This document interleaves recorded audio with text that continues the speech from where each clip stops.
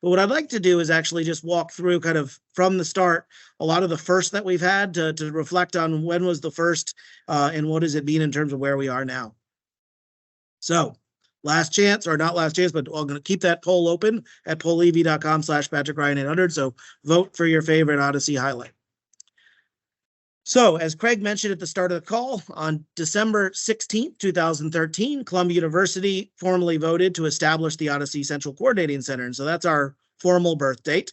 And it's been quite a journey ever since then. And I'm going to try to take you through a quick journey, at least from my perspective, on things. So in 2024, so that was December of 2023. So in earnest, we started having community calls starting in our first call was in 2013 and continuously in 2014. One of the first things we actually did was release OMOP Common Data Model version 5. And this was the first release of the OMOP Common Data Model that came from us as an OHDSI community. And I had to go way back to grab some slides to actually even look at this, to pull it out and even remember what the heck it was. And we had this slide where we highlighted things in yellow, which were new from version 4. So it's funny to think back 10 years ago that we were debating about, should we have a measurement table to contain laboratory data? How are we going to handle free text notes? And how can we actually think about topics like metadata, as well as expanding our process for our vocabulary? And so to think that back then we were introducing the first version of version 5.0, which was just version 5 at the time. And now we have matured as a community, all kind of stabilizing here on version 5.3, with a little detour in between with our misstepped release of version 6. But now we are actually at a point where data standards are kind of foundational to everything we do. And we've really seen the adoption of this grow spectacularly. It was actually 2014 that we had our first formal OHDSI open source tools released. And there was a couple of them that I could actually find the original screenshots for. So we actually had released White Rabbit as a tool to support the process of ETLing your data to the OMOP Common Data Model. And that was actually released as a tool originally developed by Martijn. And now that tool is actively maintained by the broader community led by Maxim and is used throughout many efforts, including we've been using this actively across our Eden data partners. But way back when, it was just an opportunity to be able to scan a database, understand what it is, and figure out a process to ETL. We also, in that 2014, released the first version of Achilles, and that was a tool to characterize database. And I remember the first time that Frank DeFalco presented it at Academy Health, and people were just wondering, what the heck is this weird app that's allowing you to explore data in real time, and really asking basic questions like, wait a second, how can you see so much in the data if you're not connected to the database? And it actually demonstrated the power of what we could do as a distributed network to characterize at scale.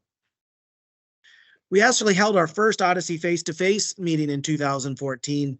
And what actually, I love this picture because we were out on the terrace at the Department of Biomedical Informatics on the right-hand side. What I love about this picture particularly is I can actually recall every single person who's out there on the terrace, and almost, not everybody, but most of these people are still extremely active members of our community.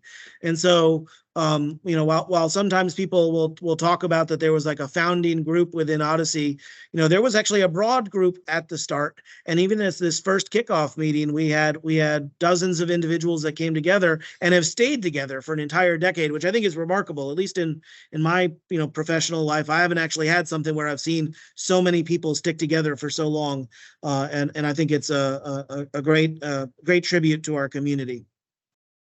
Our first OHDSI community paper was published in 2015, and this was actually George's paper that was published as part of the proceedings of MedInfo for 2015. Now, this paper has been cited over 1,000 times, which I think is remarkable to think about the accomplishments of the community to get to this point. But really, this paper I would argue that it's a paper that's primarily a teaser for what OHDSI could become. Basically, what we tried to lay out was why we thought there was a need for a community and how it could work. For those of you who haven't actually read it, I'd encourage you to take a look. It's a relatively short paper, but there's some interesting nuggets that I wanted to pull out to share as part of our 10-year birthday. One of the things is that George very succinctly summarized the OMOP Common Data Model in this very small table that basically said, these are the tables of the OMOP Common Data Model. You should use data standards. This is also a direct screenshot out of the manuscript that talked about OHDSI community's guiding principles in that first year, that we were going to be evidence-based, practical, comprehensive, transparent, inclusive, and secure. And while actually the words of our visions and values have changed a little bit, I think that the core message behind this is still spot on. In this paper, we actually summarized that we had done a 2014 survey and had identified 58 databases using the OMOP Common Data Model. And we estimated that that might cover 200 million unique patient records. And so we speculated that that accomplishment itself back in 2014 was proof that demonstrated that it could be feasible to impose a strong information model that could represent a significant fraction of the world's population. The other thing that we highlighted in this paper was that we proposed that we needed standardized tools, and we offered that we had already built the tool Achilles, and we were looking forward to releasing the tools Hermes, Plato, Heracles, and Homer. Now, Achilles still lives in our OHDSI family and is still actively used by most of us in the community. Hermes started as an ability for us to explore the vocabulary and has been completely rolled into the Atlas platform. Plato, Heracles, and Homer, you can actually find the connections between these ideas of characterization, prediction, and estimation as the core of the work that we've been doing within our Hades packages. And the last thing I'll highlight here that was stated in this original paper was that we said, over 90 participants from around the world have joined this collaborative with a vision to access a network of 1 million patients to generate evidence about all aspects of healthcare where patients, clinicians, and all other decision makers around the world use OHDSI tools and evidence every day. And I remember when we sat as a small group to define that initial vision, and the idea that we would create a data network with access to 1 billion patients sounded absolutely preposterous. But we figured, well, if we've got 90 people, surely we can accomplish something great. Our first OHDSI Global Symposium was in 2015 in DC. And the thing that I'd like to highlight is, I think one of the things we did right that's been a really cornerstone for our community was that we focused the symposium on the collaborator showcase. The idea that anybody in the community could come and share their research, whether it be work in process or finished work, and that we mingled together lightning talks and poster presentations and software demos, really with the idea of fostering collaboration. And so it's fun to look back and think about the fact that it was a smaller room back then. George had a little bit shorter hair back then, but even then we actually had kind of the blooming of what we're actually doing now as a community. Our first OHDSI network study was published in 2016 in the Proceedings of the National Academy of Science. This was our paper characterizing treatment pathways at scale using the OHDSI network. And what's exciting for me about this paper is that it demonstrated how we had 11 databases in 4 countries, and we did have over 250 million patient records included in this study. Now, originally, we did this just to actually try out the idea of doing a network study because we hadn't actually done it before. But I actually found this study still to be quite fascinating because what we demonstrated was that it was only by having an international network that we could systematically examine database heterogeneity because we had different populations and different geographies and different health systems policies. And we could also actually explore person-level heterogeneity. And one of the great findings of this paper was that when we examined the treatment pathways of diabetes, hypertension, and depression, we identified that there were 10% of the patients with diabetes, 24% of those with hypertension, and 11% with depression who had a unique treatment pathway even after studying 250 million patient records. Which is to say, when everybody was out there talking about how we're going to do research on patients like me, that for a decent fraction of the population, there ain't no patients like me. But the only way that we could actually examine this type of thing is by looking across a very large network, none of which did any of us as individuals have access to, but together we had access to claims data and EHR data from the US and Europe and Europe, because UK at the time was in Europe, and the Asia Pacific region. Lots changed since then. Our first OHDSI methods research paper was published on estimation was published in 2017, and this followed a presentation at one of our prior OHDSI symposiums. And this work was introducing the idea of empirical calibration of confidence intervals. And Martijn did a wonderful job of highlighting this. It's actually It's on one of these t-shirts I'm wearing here, the formula, if you need to look it up. The main premise here, though, for the OHDSI, for the empirical calibration was the recognition that if you can conduct an observational study using a sample of negative controls, you can actually quantify bias. And if you can quantify bias and understand it at a well enough level, you can actually calibrate statistics. And probably what's more worrisome is that we demonstrated that without calibration, we demonstrated that most observational studies just simply can't be trusted. But with empirical calibration, we could empirically demonstrate that you could produce the appropriate coverage probability for confidence intervals, no matter how you set your alpha. And I thought that this is really seminal work, and it's a best practice that we now carry with us in all of our estimation studies even today. Now, 2017 was also the first year that we saw our first OHDSI regional symposia. It was wonderful to see our colleagues in South Korea host a meeting, and it was great that you can see Mark there giving a lecture and a tutorial with a bunch of folks that we were able to not only go through some didactic material, but actually do some hands-on exercise to think about how we could collaborate on studies. It was actually then that Mark and Martine and I were introduced to this excitable young PhD student named Chan, and it's been wonderful to watch his journey as he's become a scholar and a leader in our field and in the academic community at large. 2017 was also the first China OHDSI annual workshop. And I love this picture, particularly because of Christian and Mui just sitting right in the middle. And it's kind of like a Where's Waldo photo, but you can always find Christian in a crowd. 2018 was actually our first OHDSI European Symposium held in the Netherlands at Erasmus MC. And we always have used this picture both because it's exciting to see everybody together and because we definitely look cult-like. And that's why I'm wearing my OHDSI hoodie, courtesy of Peter Reinbeck right now, even though it's very hot with all of these OHDSI swag layers on.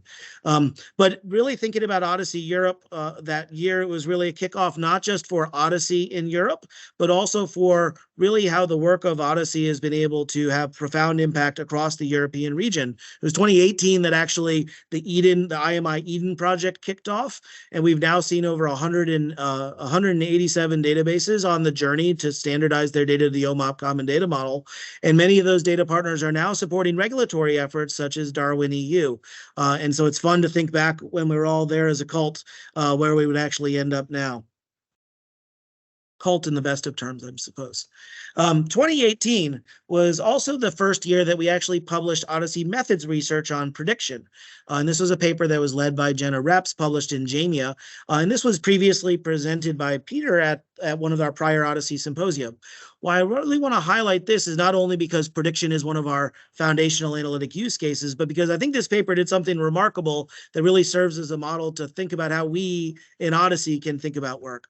This paper introduced a standardized framework for solving a problem in a standardized, consistent, reproducible manner, but actually took a step further and said, not only is here's the way you should think about patient level prediction, but actually provided an open source implementation. This was the first introduction of the patient level prediction R package, which has continued to grow and mature under the stewardship of Jenna and now Ross, with many contributions from many of the machine learners in our community. But also this paper demonstrated an application at scale, applying patient-level prediction to a range of questions and being able to do both internal and external validation across a network of databases.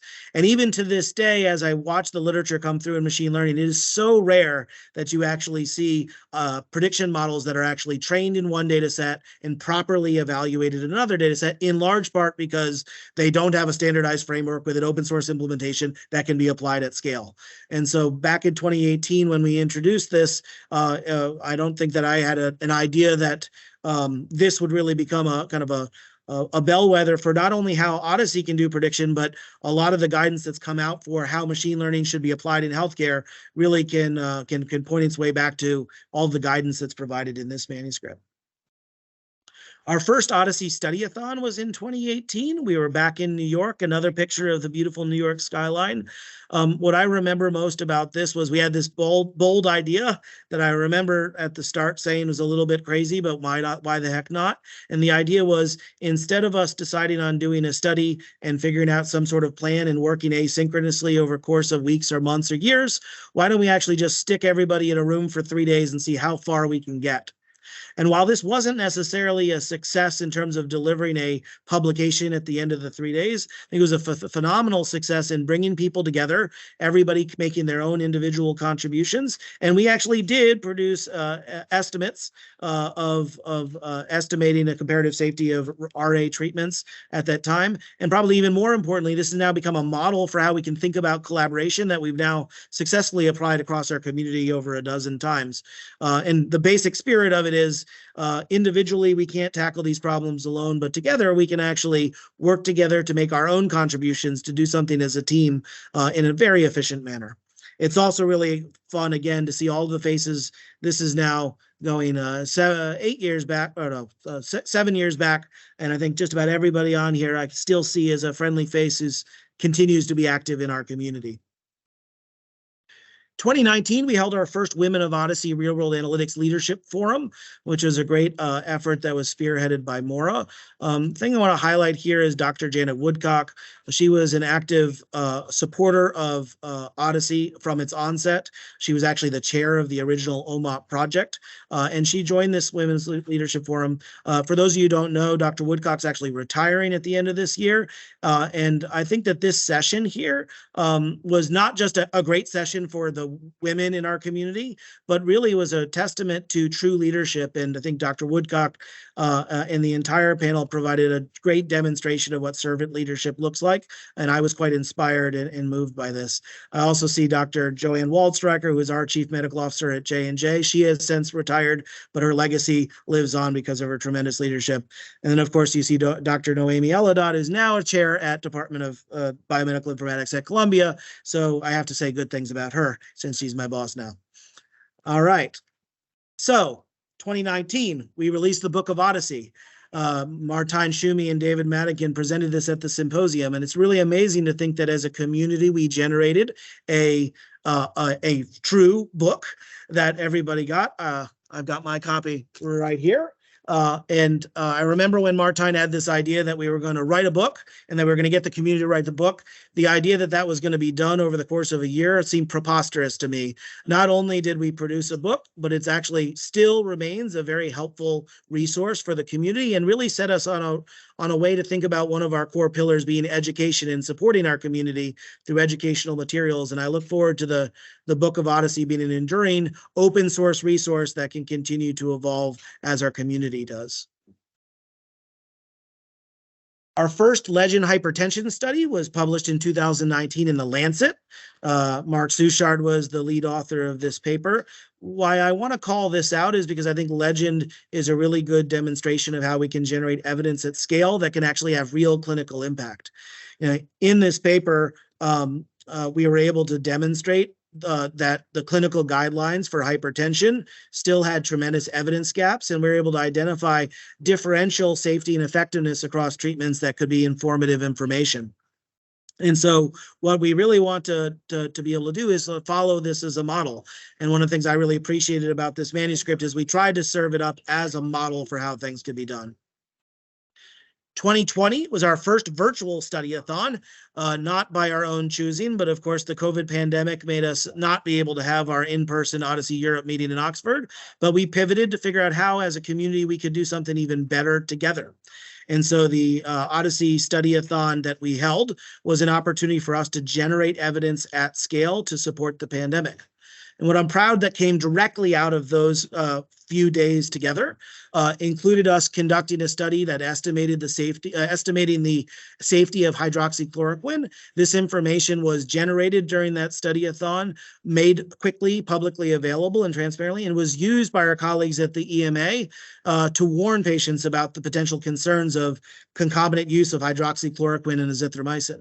And while we did indeed publish the paper, and Jenny Lane and Jamie Weaver did a great job in getting this to the finish line, I think the fact that we actually had an impact immediately was one of the things I'll most remember about this. We also had an impact on the COVID pandemic by characterizing the background rates of adverse events for vaccine surveillance.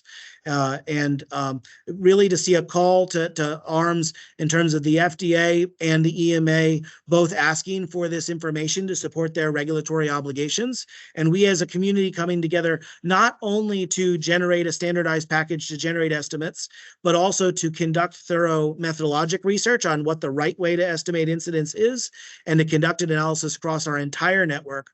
This information was in fact used by the EMA in making decisions about the AstraZeneca vaccine, as they cited in their press release. So really proud of the contribution we were able to make from a methodologic perspective and from a clinical impact perspective.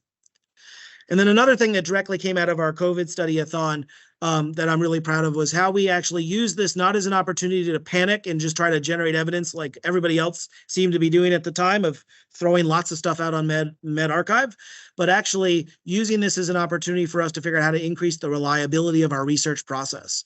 And I'm just highlighting here one of the example papers that was led by Daniel Morales, specifically because it was one of our studies that was actually highlighted in the EMA's NCEP guideline for methodologic standards in pharmacoepidemiology, because they highlighted that our study led by Daniel supported the reproducibility of their study by publishing the study protocol, providing start to finish executable code, facilitating the sharing and exploration of the complete result set with an interactive web application, and asking clinicians and epidemiologists to perform a blinded evaluation of diagnostics for the treatment comparisons.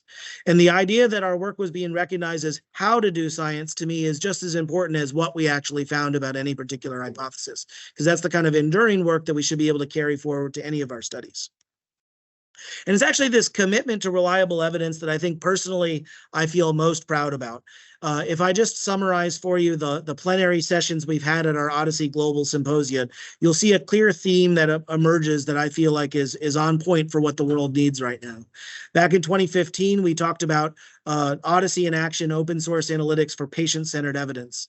In 2016, we talked about OHDSI's journey towards reliable evidence generation and dissemination. 2017, George summarized the journey through clinical characterization with large-scale honest incidents.